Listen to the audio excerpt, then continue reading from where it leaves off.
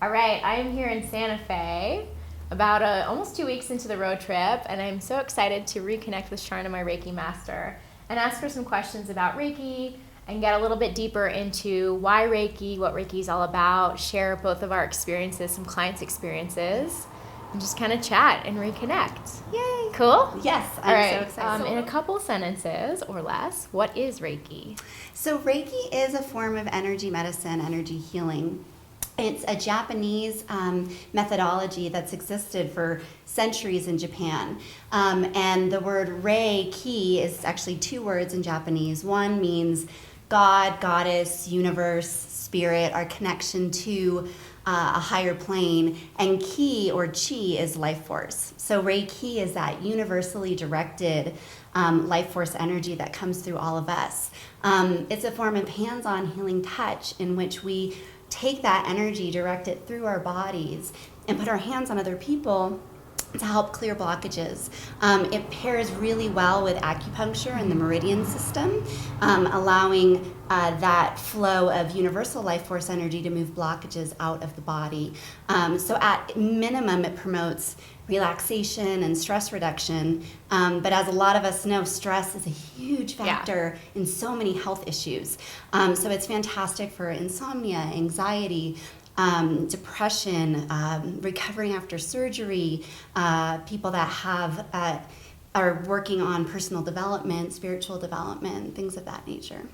Yeah, definitely. I've noticed for me, the experience has been very transformative in some ways, and then also releasing just stuck stuff that I didn't necessarily know was there or maybe didn't realize I was holding on to. What do people normally experience when they have a Reiki session? Like, what do you tell them to expect from their Reiki session? So usually, at minimum, I tell people to expect relaxation and stress reduction. But other than that, the process is so individualized for each person that I really actually try to not create any expectations about what people might experience. I usually tell people at minimum, you'll feel relaxed. A lot of people fall asleep on the table. So I tell people not to be concerned about that the energy actually can take sometimes even better when we're asleep because we're just kind of in this very open process. And then post-session, people experience the gamut. Some people are full of energy and excited. They're like racing out the door, ready to get on with their lives. Other people are tired, and it takes time to integrate the energy and the movement of blockages that happened. Those people within 4 to 6 sessions are going to experience some amount of positive movement in their life. Most people show up wanting to work on something. And so that's really becomes the emphasis of what we do is create a journey that's individualized for them so that they can create the healing and have the outcomes that they're looking for. Yeah, and I know we talked about in level 1 of the Reiki attunement and certification process that people really have to do their own work, right? So they're showing up with something that they know they want to work on, and you're kind of guiding the energy and helping them through that, but then they really have to go home and kind of process and see what else is coming up for them and do their own work as well. Absolutely. That's such a fantastic point. I think the people that I see that have these great leaps and bounds in their lives, they come back to me and go, Sharna, you're such an amazing healer. And I go, it's not me, it's you. Like the clients that have the most amazing outcomes are the ones that actually go home and then do their work. They process things through. They take the tools and the tips that I give them, and also they do research and create their own practices that work for them. So absolutely, super and everyone's important. different in that way too, right? So they kind of find what works for themselves, and you're just helping them guide that process. Yeah, it's so neat. You get to be a guide, and that's all it is. And people show up the next session totally in a different place, so every single session is 100% different. That's which cool. is also really neat. Yeah. So for people who are unsure or skeptical about Reiki but think that they need something in their lives to help with healing, or they have something that they do want to work on, is there something that you tell them or kind of your selling point on Reiki? Well, a lot of times as skeptics, I tend to go into quantum physics, which for a lot of people, there's this lack of feeling that there's any scientific basis in energy healing. And I think there also, in the holistic health movement, there are a lot of practitioners out there that, as wonderful and beautiful and as amazing as they are sometimes a little bit ungrounded, right? And we kind of have this crossover from the hippie generation. And so there's a lot of skepticism about this woo-woo magic. Oh, okay, you're going to touch me with your hands and heal me. What is that about? And so I go into quantum physics and really the concept that we are all energy matter. And a solid is simply energy that is slowed down enough to become solid. Vibrating in a certain state. Exactly. Yeah. So our ability to access the energy that's all around us that we can't actually see with our own eyes, but we can feel in the way that you sit next to somebody and you know whether or not they feel good to you or they don't feel good to you. And so I kind of go into that methodology around talking about the science behind it and also the way that we know what resonates or doesn't resonate within us. So taking a couple of examples like that tends to help. And in that way, I think it would pair really well with more Western practices of medicine. So, you're already doing this. This can't necessarily hurt. It's sort of a complementary extra thing. Maybe just try it. And then here is some of the science that backs it up. Absolutely. Yeah. And most people have had, even the skeptics have had some kind of experience around that where they go, oh, yeah, I've experienced that. Okay. Or we'll talk about walking into a room, and you walk into this place and you're just like, oh gosh, it just doesn't feel good in here to me. It's something about feels heavy or depressing, and then you walk into other spaces that are bright and alive and you like it and it feels good. So we all have these extrasensory perception mechanisms within ourselves, but it's whether or not we're aware of them and tuned into them or turn them off. And so a lot of people will, as we start to talk about what energy is all about, they'll go, oh, yeah, okay, well, that actually makes sense. I can understand that. Yeah. And then if they walk in my door, they're usually at least willing to try it. Sure. So I don't often get the super skeptics. I know there's people in my life who I'm like, please just try this, but they're maybe not at a point where they're ready for it or are a little skeptical. And so, we've talked about this too. Maybe they're going to have more or a better experience if they're open to it. Absolutely. Obviously, if they're buying into what it's all about and they believe that something's happening and they are doing their own work along with it, they're going to progress or feel something a little bit more than someone who's really putting up those walls and barriers. Absolutely. So yeah, maybe it's just something like this, explaining what it's all about and getting more people comfortable with the idea of it so that they eventually might want to try it as well. Exactly. And one of the examples I use is a candle and a flame. And, I think I might have shared this in our Reiki 1 or 2, but, the amount of the candle or of a flame that you can actually see, by the time you get to the point where you're touching what you can see, you're burning your finger. But you can feel the heat much farther away before you can actually start to see it. And then when you blow a candle out, how much of that process of blowing the candle out do you actually see with your naked eye? All you see is the candle snuffing. Right. And yet there's actually breath moving through your mouth that creates the extinguishing of the flame. So there's a lot that happens in our world that we don't see with the naked eye. And so I think for a lot of people, it's we're still stuck in that Newtonian view of the mechanical universe, which is not what we understand science and physics to really be about. Absolutely. Yeah, it's so cool. So in that way, I know you do a lot of distance work. How does that work? And are people more skeptical of distance work than actually a hands-on Reiki healing session? Yeah. Oh, absolutely. But distance work is some of my favorite work to do because it creates believers. As much as somebody can come into your office and see you and meet you, and there's so many things that I think people attribute the experience to. Well, oh, you're just a nice person. Right. Or, oh, I was sitting in front of you. You could tell that about me from X, Y, or Z. Or you're physically putting your hands on me. Of course I feel heat. Right. So doing distance work is amazing because you don't see the person, you've got a connection with their voice, and the majority of my distance clients I've never met before. Wow. A lot of times I absolutely have no idea what they're contacting me for. And I do get clients that test me all the time. And in the very beginning, I used to get really kind of unrattled about it, like, well, why are you calling me if you're not going to tell me what's wrong with you, and they want... How good are you really? Right, exactly. And I actually get that exact statement a lot of the times. But as my own faith in my practice has grown, and my ability to put my ego to the side, right? Because that's really what that's about. Yeah. Then it just becomes a conversation with the person. So the way that distance Reiki works is it works on the idea of the Hermetic law of similarity. Mm-hmm. And that's basically that we are all made up of the same energy matter. And so that I can affect you across distance and across time based on this idea that we're actually all really connected. So it's finding the thread of your energy that I kind of connect to. And I do that with somebody's name. I do that with a photo of them. Mm-hmm. And then also with the connection to their voice. I have a crystal that I map their energetic body to. You could map it to absolutely anything. I just love using crystals because you get that extra benefit of all of the juicy energy that's running through the crystal.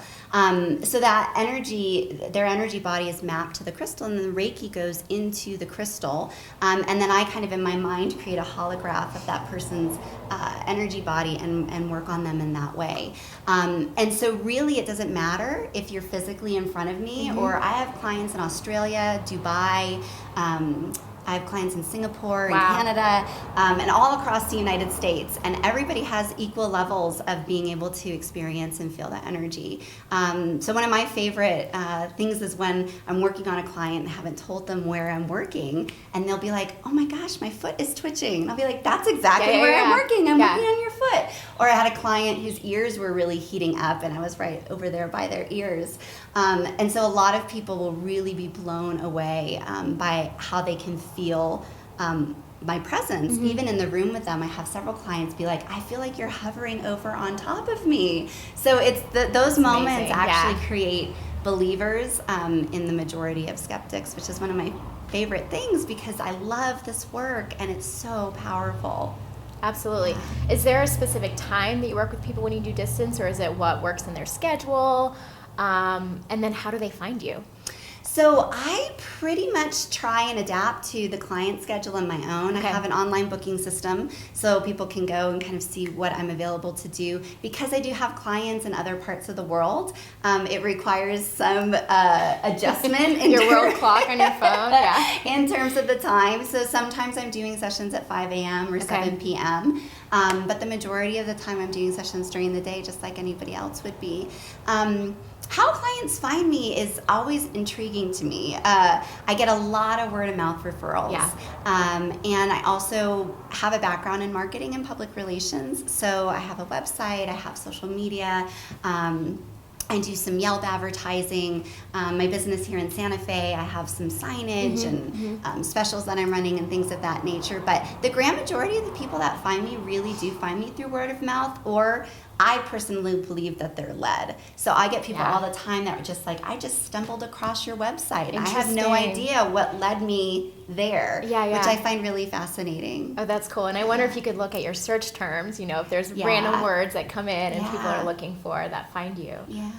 Very cool. So you obviously have clients in different countries. Have you experienced Reiki in different countries? And do you, if so, or based on your clients, is there country-specific perceptions or practices of Reiki? Have we created an American version of Reiki and how we practice it and how we experience or perceive it? That's such a fantastic question. So first and foremost, obviously, Reiki is a Japanese tradition. Mm-hmm. The way that we practice and learn Reiki is through Master Sui, who created the system that has then been passed down with the attunement process, with the 1 and 2 levels along with the master level. Reiki itself was practiced in Japan for centuries and centuries prior to it being kind of standardized within the system that was then brought to the United States and across the world. So as a result of that, what Reiki is in Japan, or was before Master Sui, is actually still very clandestine and still very sacred to the families that practice it. It's passed down, the way that I understand it, is passed down through families where the initiation process is done from parents to their children. Okay. So because that's such a sacred practice, as Westerners, there's actually very little that we're privy to understanding about that. In terms of how Reiki has made its way to the United States, Madame Takata was one of the main masters that brought Reiki here to the U.S. And she was actually the one, again, this is the way that I understand it, there's lots of oral tradition around how Reiki was created. So there's some conjecture about how this actually is. But she is actually the one that created distance Reiki. So that actually wasn't really being practiced prior to it coming here to the United States. How it's perceived in other parts of the world, I really have to say I'm not super certain. I couldn't say with clarity that different countries have different perceptions of it. I think it has blown up in a very similar way to yoga, where it's a name, it's understood to be congruent with energy therapy or energy healing. But there are so many different types of energy healing modalities that Reiki is only one. I will say that the way that Reiki is taught is across the board. So you get, not to kind of compare it to the college system, right? But there is sort of this wide range in terms of how you can find your path to Reiki and how you can learn Reiki, from getting your level 1 and 2 in just one weekend to people that require you to move through a very purposeful process over the course of months. Some places just to get your level 1, and then a required resting period for your level 2, in addition to how the master level is taught. So there's a wide range of how it's being taught, and so because of that, there's a wide range of how it's being practiced as well. And then everyone's different, so everyone probably practices in their own way. I know for me, I'm really interested in pairing Reiki and yoga, getting some energy moving through physical practices, asana and breathwork, pranayama, and then doing some hands-on healing where other people may not incorporate that and have it more of a static practice. Absolutely. So when you talk about the tradition and the lineage and passing it down, I had been interested in Reiki for a really long time, but hadn't really found the right person that I wanted to learn from until I met you, and it was through a great recommendation of a friend, and I just felt like that energy was right.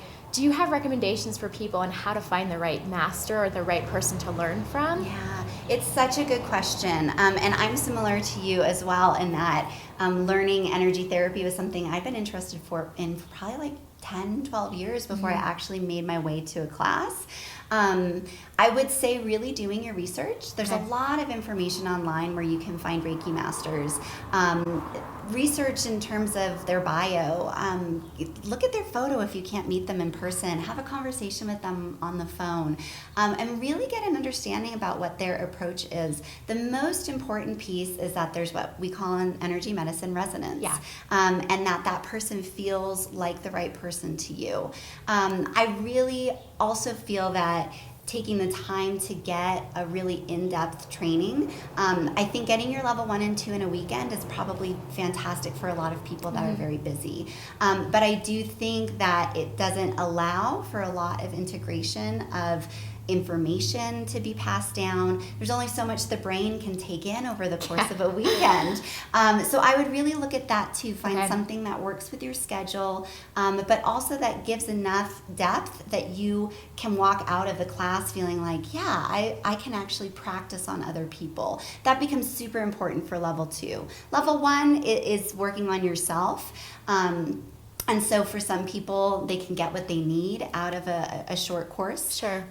So that would be my suggestions. Yeah, and then I think it's said about a lot of things that when you're ready, the teacher will appear, right? So maybe it is, there was an interest and there was sort of these little whisperings in the air of, there's something about this Reiki thing. Then when I was really ready, there was a connection, and that's how it was. Absolutely. Which may seem a little hippy-dippy for some people, but... I love it, and I believe it, because every single class, I always say the exact right people will show up to that class, and every class is different. And it would be different if one person was there or wasn't there. So I don't assume to know that. So my general philosophy around it is to put it out there and to trust that who shows up are the right people to be there.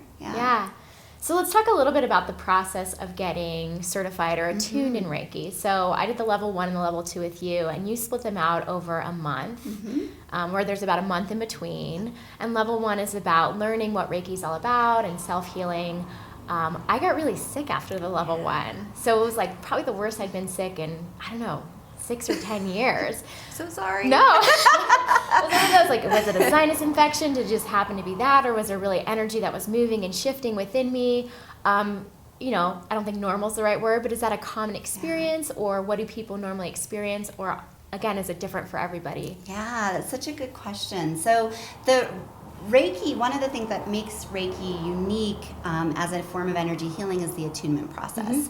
And this is where we, the Reiki master, channels out life force energy through ourselves and basically puts it into your energy body. The level 1 comes with 4 attunements traditionally. There are some masters that have combined those into only 1 attunement. Okay. I still do 4. It's a lot of work on the Reiki master because if you have a large class, you're doing, you could be doing upwards of 32 attunements. Wow. Which I think I did in your class. Yeah. And then the level 2 is only 1 attunement. Okay. So I believe that the attunement process is what creates this amazing energetic shift that happens within the body.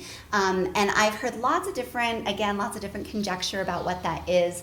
I was taught that it was a Kundalini awakening in some people, not in everybody, in which that energy that kind of sits dormant at the base of the spine in the root chakra zings up through the spine and actually awakens this entire energetic process inside of the body. At minimum, it raises your vibration up to a higher level. And so even without the Kundalini bit, some people call it a Christ awakening too, that I've heard that term as well. Regardless, when you are raising your vibration, anything that's not on that same vibration has to drop away. Yeah. And unfortunately, because we're in these dense physical bodies, and a lot of us are holding on really, really, really tight, in order for that kind of breakaway to happen, and can cause illness. If you think about, I use a lot of times the analogy of a garden hose, right? So when that garden hose is kinked, things can't flow through. And that at minimum is what a blockage does. But if what's backed up behind there is old stuff that's been sitting there since you were a kid, health, when you let that go, what's going to have to come out is all that gunk. And a lot of times it's not a pleasant process. So it's good. It's good because you're letting go of it and it's not stuck in there anymore. But I would say probably 70 to 80% of my students have some kind of challenge after the attunement process. And I can't account for why the other 20 to 30% don't. I used to say that it was only the Reiki 1 attunement process that created that. But I've had similarly people have the same issues after the level 2. Most people, thankfully, don't have both. Okay. So I've tended to notice it's either the level 1 or the level 2 that brings it up. And then some people after the attunements will have amazing, they're just floating on cloud 9. So I've had several students that have had that process that were just like, I'm on a pink cloud for like 3 months, and they're just they feel great. Yeah. So it's kind of an interesting process. That is fascinating. I know when I did the level 2, I had a really great experience because you split that out over 2 weekends, at least for my training. And after the first weekend, I was like, I think I need to see Sharna and do like a one-on-one session, and things that I didn't think I was necessarily holding on to or had maybe mentally released but not physically released. I remember I sat down with you, and then even with one of the other students in our class when he was doing a session on me, it's like, I'm really letting this go. This is going to be my intention. And then the next day after the end of the training, things started moving in my life that hadn't been moving, which was just incredible. And that was sort of a good experience or a big experience on the opposite spectrum, not that sickness after level 1, but kind of, okay, things are finally starting to shift the way that I want them to. Yeah. So that was really cool. Yeah, it's so beautiful. Yeah. It's such an amazing process when people show up the way, and you're so dedicated and committed and in your process. And also as a yoga instructor, your physical body is constantly in a state of movement and motion. So you're already used to, right, on some level, moving and processing things out so they're not getting stuck inside the body. So people like you can have these really beautiful, amazing experiences, and so can people who are just very minimally on their path. Yeah. It just looks a little bit differently. Yeah.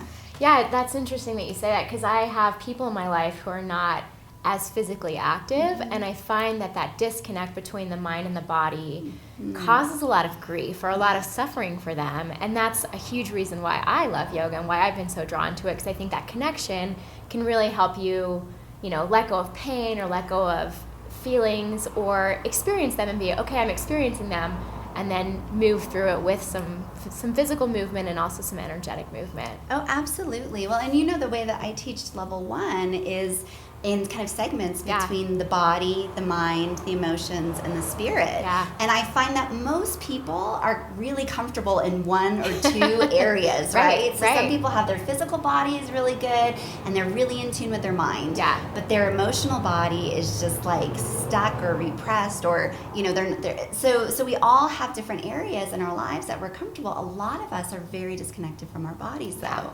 And sometimes people are called to energy medicine because they don't want to be connected to the body. Interesting. And so I get a lot of people who really want to be up in the higher chakras, and they want to connect to their intuition, and they want to see things and experience things and kind of like live in this very floaty place. And that I tell people your body's your instrument. Yeah. So you can't do Reiki without your hands. You have to be grounded. With your feet or with another body part, but it requires us being inside of a physical body to do this kind of work. And so that groundedness is so important. And for a lot of people, reconnecting with their bodies is an extremely challenging piece of the Reiki process. So for a lot of people, the physical issues that they go through after the attunements, for a lot of them, it's reconnecting with the physical body. Yeah. I totally see that. Yeah. So since I've done my level 2, I kind of consider myself an adolescent in the Reiki world.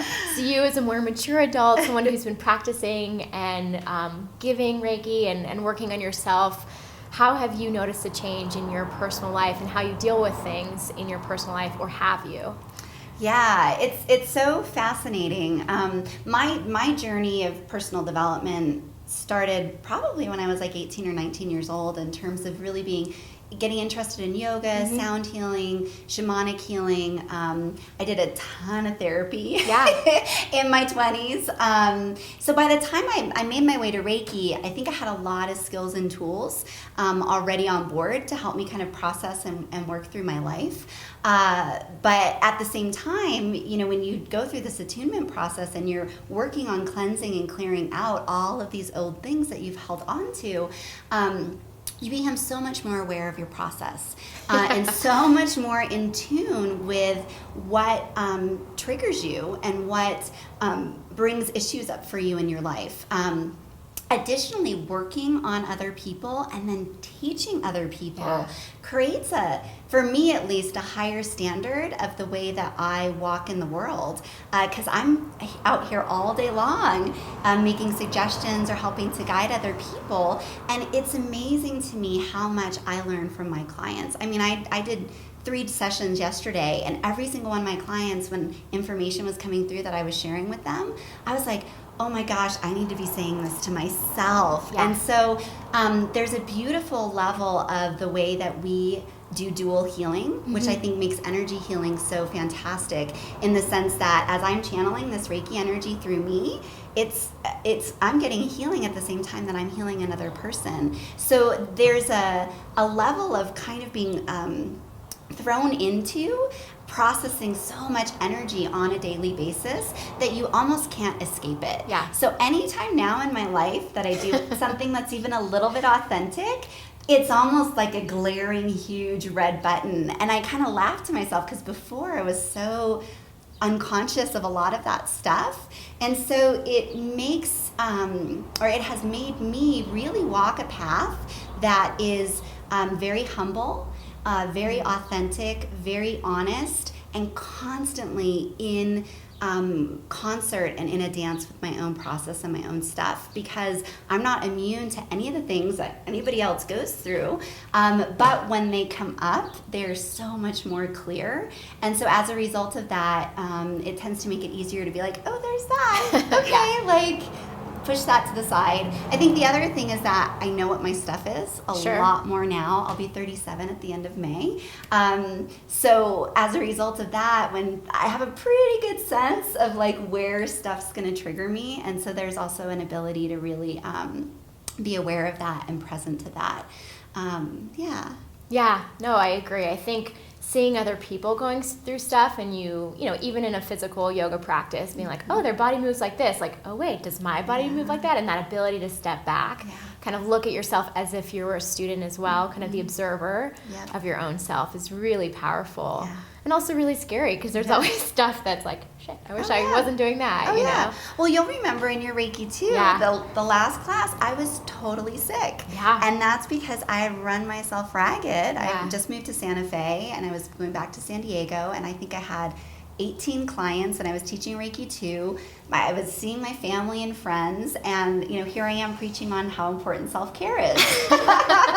And don't do too much, and be aware. Yeah. And then I roll into our last class, and I couldn't have felt worse. And here I am feeling so horrible because, oh my gosh, I'm teaching, I'm supposed to be holding up the standard, I'm also need to be teaching, so I have to be feeling good in a certain level, but then there was an opportunity to just really be like, guess what, guys, we're all human, we're all going through this, and it's constantly a process of just looking at your stuff, and you're never going to ever get it 100% right. That's not even the point, right? The point is in the process and in the journey.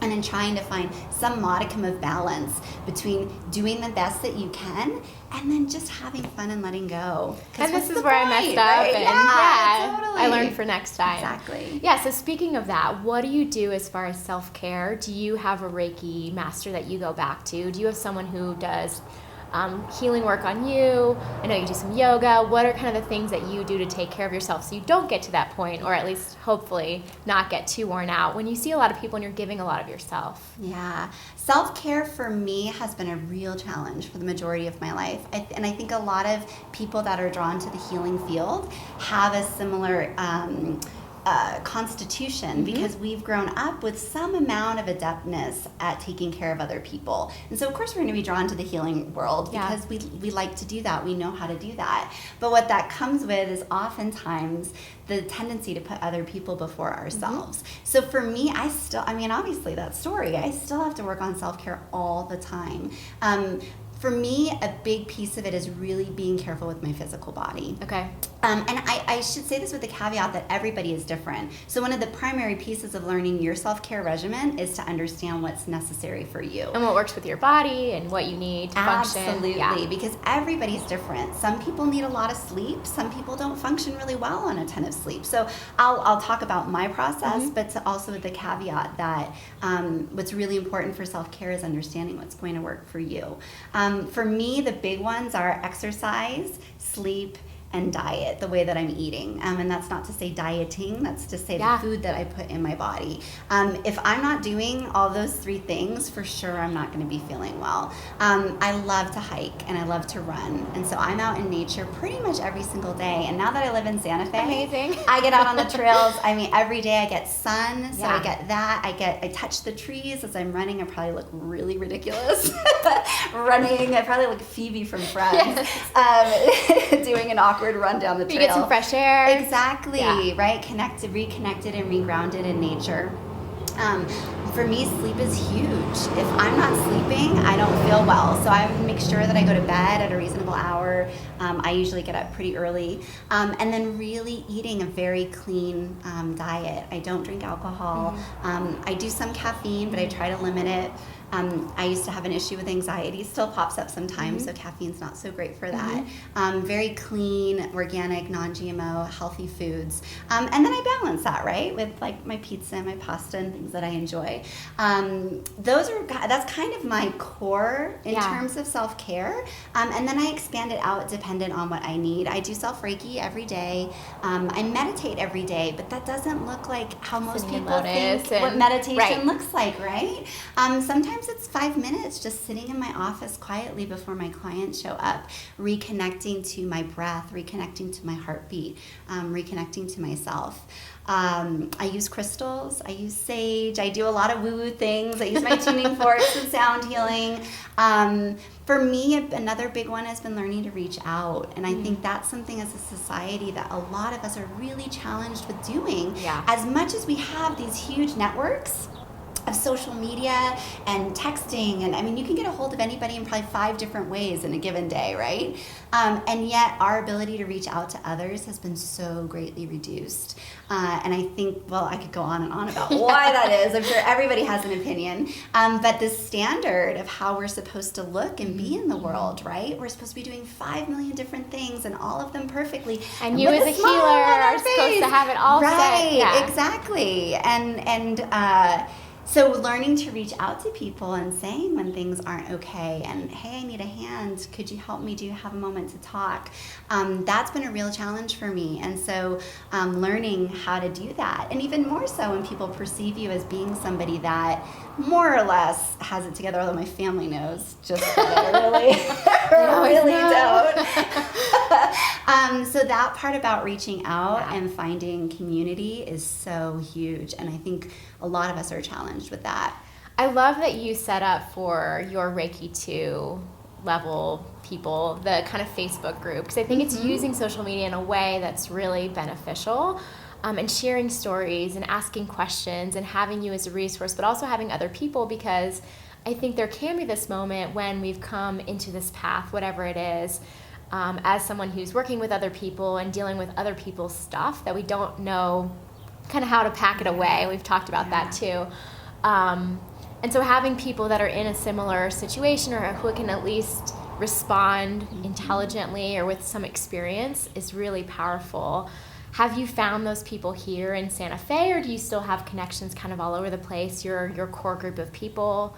A lot of my people are still in San Diego. I have a couple of really amazing people here in Santa Fe, and a friend of mine that I knew in my early 20s, and we did a lot of shamanic work together. Didn't talk for like a decade and reconnected here. She lives here. Cool. And it's just like, oh my gosh, there you are again, right? The way that people show up on our path. So, and I have people in different parts of the country that I reach out to. I'm still working on that, right? So building that network of people that I feel comfortable enough with sharing. And I think that line that can sometimes be drawn between student and teacher too is something that I'm constantly figuring out how to negotiate. And because we don't have the same professional standards that, say, therapists do or faculty in a college do, there's a different way of figuring out how to manage those boundaries. So the Facebook group has been fantastic because it allows for all of you guys to come together, and I have students across the country. This last training I did here in Santa Fe, I had people come from 3 different cities to be here. So it creates a real opportunity for other people to connect, and also for me to get to see how you guys are doing, but then also to put things out there that I'm doing too. Yeah, and take a step back sometimes too, and let us kind of figure out our stuff without having to be like, Sharna. Yeah. And you guys do. I mean, I'm always so amazed. Every single class, I learn so much more, I feel like, from my students than they take from me. And it's such a neat part of the process to just always be a student. I love it. Yeah. So there's a couple things I wanted to go back to when we were talking about self-care. The first is diet, and I was really happily surprised that you included the conversation on food in part of, I believe it was level 1 that we even talked about that. For me, caffeine is sort of my drug of choice. I like the little energy kick, but I definitely feel that it's different. I've done like a hormone cleansing diet before, and I can tell the differences when things are in balance for me. I certainly believe in eating, whole foods as much as possible with good nutrients, and that feeds our body.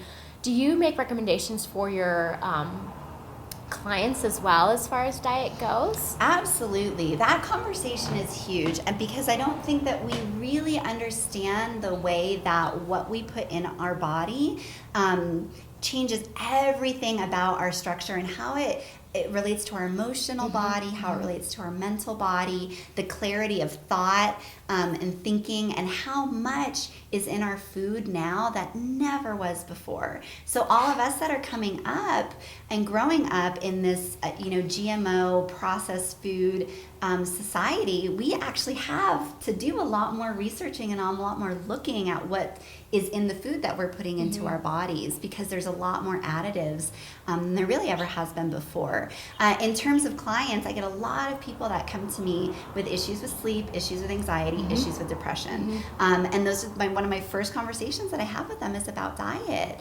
It's amazing how that really impacts. And you know from taking my level one of my big ones is sugar.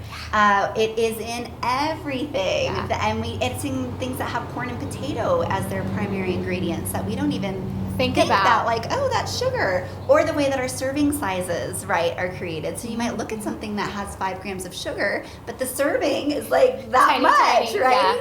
So really informing people about what it is that they're putting into their bodies is huge, both for clients and then also for practitioners, because it really is, to be totally blunt, like garbage in, garbage out. Absolutely. So people that come to me and say, I want to heal other people, I want to help others, you got to start with yourself always. But then also you have a responsibility to your clients to be taking care of this instrument that you're then putting on them.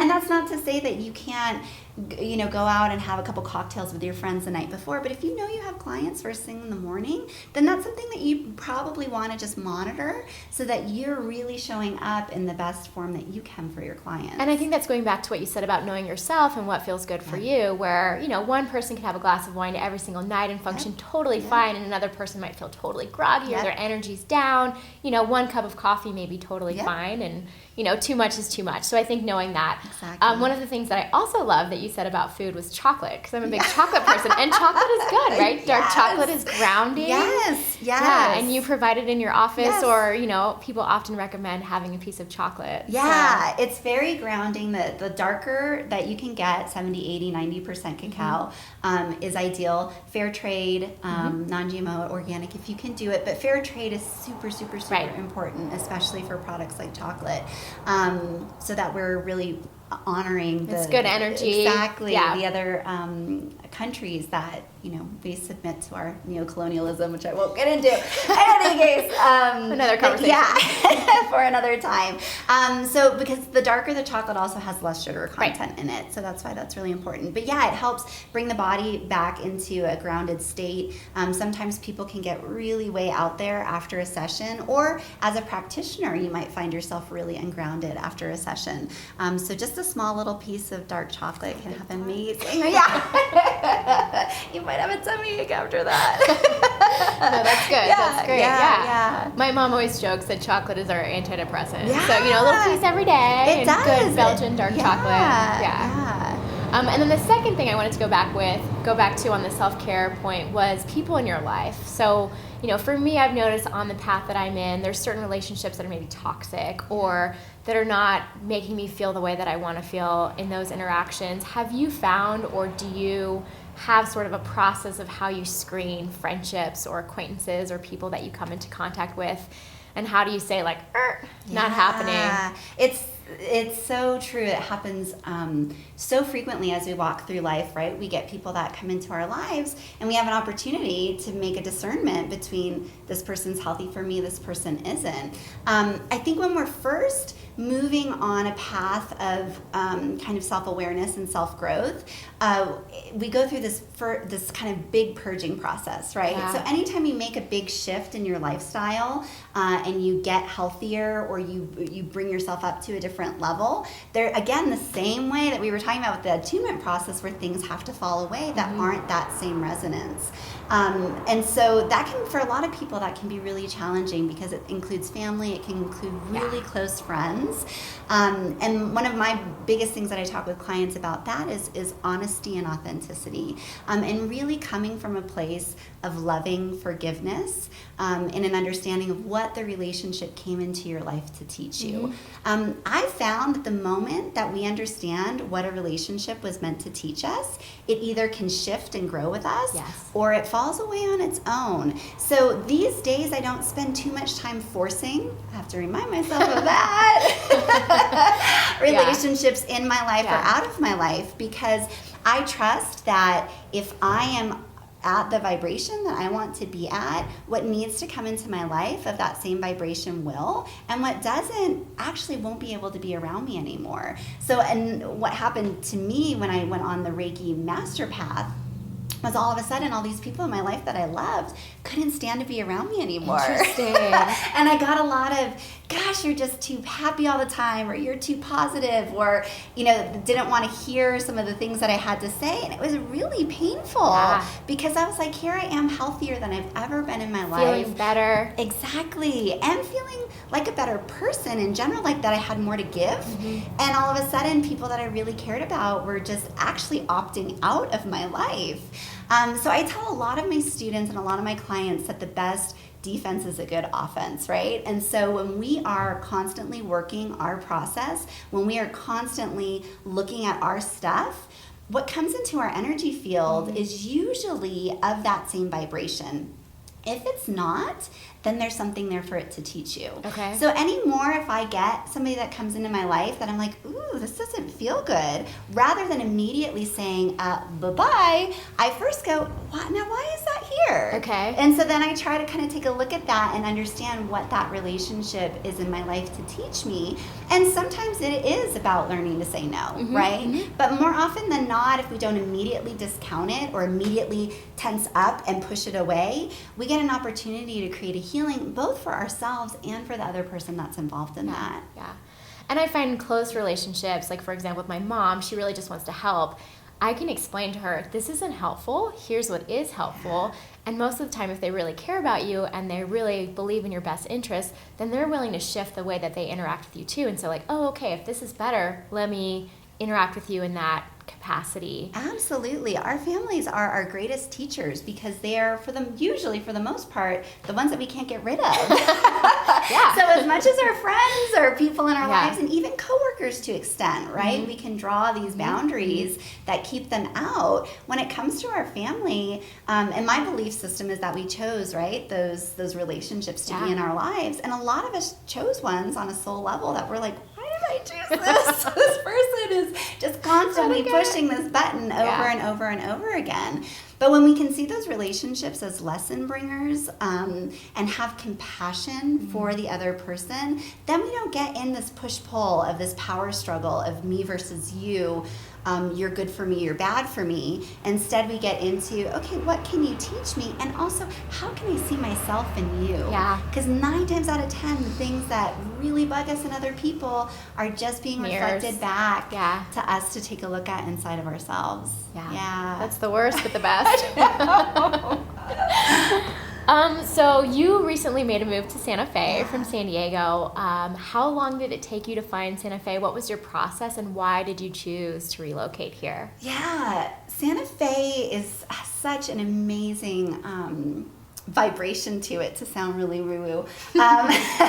I've known for a very long time that San Diego wasn't my home. We relocated there when I was 9 years old from Massachusetts, and I don't think I ever got over it. Interesting, It just, for me, never felt like home. I had a really hard time feeling that I could make deep, strong connections there, which is kind of ironic because right before I left and the year before those were all the best things. I made some really great friends that are still there. So probably about 5 years ago, I really had a sense of like, okay, I at some point I have to get out of San Diego. When is it going to be? And then about 3 years ago, I really started kind of interviewing places. I'm lucky enough that in addition to my Reiki practice, as that was building, I also owned a marketing consulting company. And so I had a lot of opportunity to get to travel, work from other places in the world.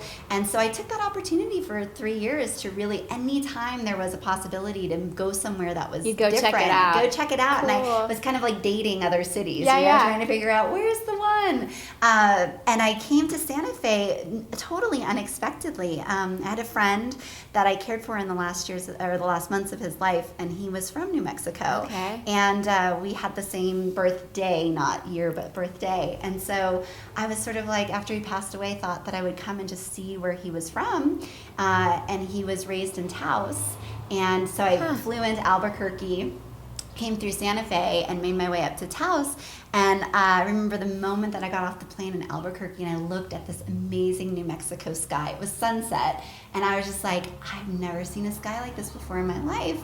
And I was like, this is home. You just knew. This is it. And it was really ironic to me because New Mexico would never have been a place that I would have really considered or thought about before. I was thinking like Portland, Seattle, Asheville, Burlington, other places, I guess, on the coast. Yeah. And so it was really kind of fascinating to be here. And then I came back again several months later just to make sure that it wasn't wrapped up in my grief process, right? Yeah, which could happen. And it was the same exact feeling when I came here. So there's something very beautifully rich and deep about not only the culture here, but the connection to the land.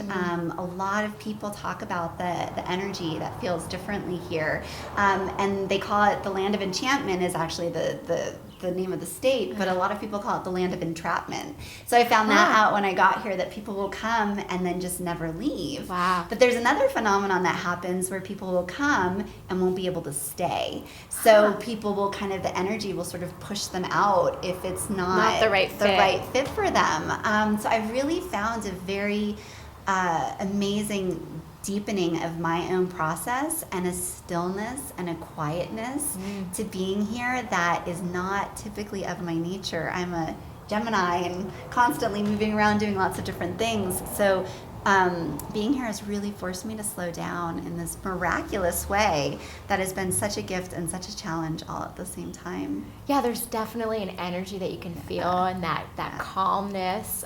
Something about, the formation of the land and the mountains and the rocks and the high desert.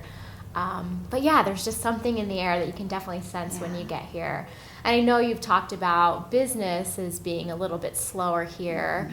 Getting things started, people are in a different pace. Have you noticed a difference in clients from San Diego to Santa Fe, or in the healing work that you do, how you practice Reiki or anything? Yeah, I don't know that it could be more night and day different. And I reflect on it every time I go back to San Diego versus here. San Diego is constantly in movement. I think the ocean being there, it's a very transient city. People are always coming and going. There's that whole "are you a native" kind of joke, right? Because everybody's sort of a transplant. There's so much concrete. It's so fast paced. And so whenever I go back, I'm like, whoo, like thrown into this kind of like spinning, spiraling vortex. And yet the clients that I have there, the majority of them are super open to the work. They're open to the intuitive process. They're very hungry for the information and for the learning and for more workshops and more classes and more spirituality. And so for me, in a lot of ways, San Diego is very easy for me to slip into in terms of doing my healing work. I go there and I feel like a fish in water, which is funny because for my own home person, right? Like me personally, it's not. But for my work, it's been really fantastic. Here in Santa Fe, there is such a depth to the energy that's here. To me, it feels oftentimes like going underground, where San Diego feels very like airy and up in the sky. Here, there's such a groundedness. And so as a result of it, both gaining clients has been very slow.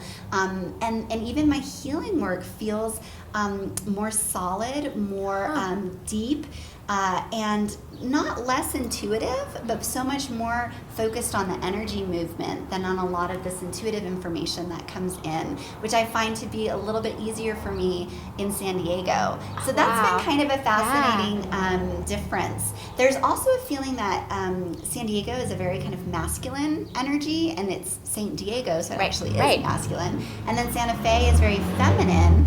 And the translation of that is Saint Faith, which is also kind of really cool. Amazing. But there's this feeling of being here the same way that with the feminine, there's sort of a necessity to go slow in terms of entry, right? And this feeling of like asking permission to be here. I feel that very deeply. Every morning when I wake up, I just go, thanks for letting me be here. Is it still okay for me to be here? Whereas San Diego has a totally different feeling, like, catch if you can. Like, if you can make it here, good for you. If you can't, find somewhere else. So yeah, it's been a very interesting feeling. And you said you moved to San Diego when you were 9. Mm-hmm. Do you remember, and it maybe, you're not in tune with that stuff, but you have been very intuitive your whole life, the difference from the East Coast to the West Coast? Because I moved from New York to San Diego and found that the energy difference was kind of crazy too. And I thought San Diego was slow, but now I can see, how it might be fast compared to a place like Santa Fe, or, fast in a different way, I guess. Oh, absolutely. I mean, I still claim that West Bridgewater in Massachusetts is where I grew up, or my hometown. People will be like, you moved to San Diego when you were 9? You can't say that. You're from San Diego. And I'm like, no. There was a marked difference in my life in terms of that feeling of the East Coast. For me, in my mind, really relating it with an idyllic sense of my childhood. We grew up in a really small town, in like a 3-4 story, like farmhouse looking kind of place. We wore overalls. We had the total like accent going on. It was so small. My dad had a huge garden. We played out in the backyard. There was just this feeling of like, really belonging and a lot of community, and a real sense of authenticity and honesty. You might not have had like a lot of friends, but the ones that you did were going to be like for life. Yeah. And then we got thrown into San Diego in Southern California, and I was 9, so as a girl, I was still like, moving towards adolescence. And I mean, I was so dorky. I didn't know how to dress myself. I didn't know like anything about labels or brand names. Yeah. And we grew up in Carlsbad, so there's a lot of affluence there, a lot of money, and a lot of real emphasis on the way that you looked and the way that you presented yourself and what you had and materials. And there's a lot of beautiful things about Carlsbad and San Diego too. I'm just speaking to the parts that for me felt a little challenging as a child. So yeah, that was definitely a marked difference. That's interesting, because even moving to San Diego, I must have been 25 when I moved to San Diego, and being in New York, there's sort of this energy and this movement. I like to say in New York, it's sort of everyone's like, how different can you be? And they all kind of look the same, but they're all trying to be different. And then in San Diego, it felt like everyone was trying to look the same and had these perfect beach bodies. And it was like, whoa, So I can see, as being a young girl, how that could really feel kind of out of alignment with growing into a positive place. Oh, absolutely. And I don't have a beach body at all. I have a very curvy body. And that for me was a really big challenge for a lot of my adolescence to understand and come to terms with the fact that I didn't look like this perfect California. Barbie doll, looking person. I think that a lot of our young women are really moving through and experiencing that, and it's getting more and more challenging as women are growing up and we're bombarded with all of this imagery. So yeah. So what's the average week like for you? It's probably different, obviously, based on who you're seeing, but if you kind of walk through the number of clients or what your breakdown by day or by hour is like, just so people get a sense of what it's like to be a Reiki practitioner kind of full time, because this is what you do mainly, right? Yeah. And it is. It's so different week to week. But I'm actually, what I do most mornings is I wake up and I go to the coffee shop. That for me is really grounding. I love getting to be around other people. I do my computer work, I do my marketing stuff, answer emails, post to social media, do kind of all of the administrative things that I need to do. And then usually I'll book clients between like 10 and 6 is when I see clients. And it ranges in terms of the clients that I see in person versus those I do via distance. Right now my practice, I would say, is probably about 60% in person, 40% distance, but that fluctuates all the time. So there are weeks that I don't see any in-person clients and it's all distance work, and then that can reverse as well. So I usually see clients in, the kind of middle part of the day. And then when I'm done, I kind of close up shop and I'll get out for a run. So I'll go hit the trails for about 3 miles and get that in. And then I, do my own personal life work. There's a lot of demand for sessions on the weekends. So I think in terms of what can sometimes be challenging to balance is working 7 days a week. I tend to be kind of have been a workaholic in other parts of my life. So I do actually have availability 7 days a week on my online booking, but I try to shut down a couple days if I can. These days it's Mondays usually that I try and take off if I can manage that. And then because I'm just recently relocated to Santa Fe, I'm going back to San Diego pretty much once a month, and seeing clients for about a week and a half, and then teaching either a level 1 or a level 2 Reiki. So that tends to be pretty packed because I can sometimes see 18 to 20 clients in that time period, and then teach on top of it. So that's still something I'm learning, just like I'll always be learning my whole life, is how to balance. In terms of, the number of clients that I see during a day, 5 is pretty much my max. Okay. 3 to 4 is comfortable. And that's just because of the amount of energy that actually, we're putting out, really being just present for your clients. Mm-hmm. A lot of times after sessions, I'm super pumped because I'm channeling all this energy. But you never know. You never know what a client's going to show up with, and you never know how it's going to affect you. And so when I have clients that show up with issues that are triggering for me, I have to be even more on my game to process that afterwards. So that's sort of what a typical week, I would say, look like. And then I'm teaching usually at least once a month, trying to get my Reiki 1 and 2 on board here in Santa Fe. And then I'm actually working on a series of webinars that I'll be doing shortly, because the traveling across the country thing that I was doing last year just got really exhausting. And maybe we'll bring you out to the Caribbean. I would love that. How much time do you leave between clients? So if you have 3 clients in an afternoon, is it half an hour in between so you can kind of recharge, reset? Yep. Yeah. Okay. So it's usually a half an hour in between, but it can be all over the map. And now that I have my online booking system, which I love, but it means that I might have clients that, somebody books 10 a.m. and then another person books at 5. So, but my system is actually set up to allow for a half hour in between. And you only do, when you do your distance, you do it here in the office as well? Sometimes I do it here in the office, and sometimes I do it. I have a little space at home with a recliner and a view out the window that I can do it in. So I have flexibility with that. And have you always had a separate space? You go into clients' homes sometimes, or you usually have them come to you? I've always, for the most part, had a separate, an actual space with a massage table set up. There have been a handful of times that I've gone to clients, and usually that's been as a result of them being sick and not able to actually leave their home. It's a lot to lug a massage table and a chair around. So some of that is just my own personal Well, that's good. You've created the sacred space too that you know has the right vibe for what you're doing. Absolutely. Very cool. And then I guess my last question is kind of what's your long-term goal for your Reiki practice and your career as a healer, as a teacher, and do you have a vision of what that's going to look like in 5 years or 10 years, or things that you're reaching towards that, you can share? Yeah, absolutely. In addition to doing my Reiki practice, I'm a writer. So one of the things that's on board is a book. Hopefully coming up in the next year or 2 that I'm kind of working on right now. Some personal narrative combined with tools and tips about healing and kind of how healing happens for a lot of people, both from personal experience in addition to concrete ways to move through it. Part of the reason why I'm here in New Mexico is that the big vision at some point, and a lot of people in the healing world have this idea for a retreat center, right? Yeah. So we'll see if that's something that ends up working, but there's a lot of sustainable architecture that's happening here in New Mexico. The earth ships are here.